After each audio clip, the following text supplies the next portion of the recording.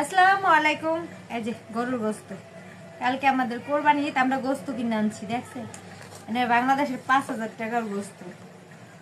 আর বাংলাদেশের মানুষ তো একটা করে গরু কিনতেছে, 5টা গরু ইনকাম করে লাগবে এক গরু দিয়ে ভিডিও বানাই মানুষেরা তো দিব না। যেরকম এক টুকরা ডিপ ফ্রিজ কিনতে আছে, ডিপ ফ্রিজের ভিতরে ঢুকে রাখবো, আর আমরা কিনা গরু গোস্ত খাইতেছি। এটাই হলো কপাল। কোরবানি দেয় মানুষের লেগে আর ডিপ ফ্রিজ কিনা গরু গোস্ত উড়াইব। কি বিশাল বিশাল গরু কিনতে আছে, 5টা গরুর টাকা উড়াই লাগবে একটা ভিডিওতে। আর আমরা কিনা গোস্ত খাই, ইলিশ মাছ গোস্ত, বুঝছেন? এটা হলো প্রবাস। ওদিকে যান, কে দিকে? উল্টা দিকে জায়গা, খালি আপার দিকে যায়। ভালো থাকেন। Bye bye bye bye bye bye bye, কাটে না।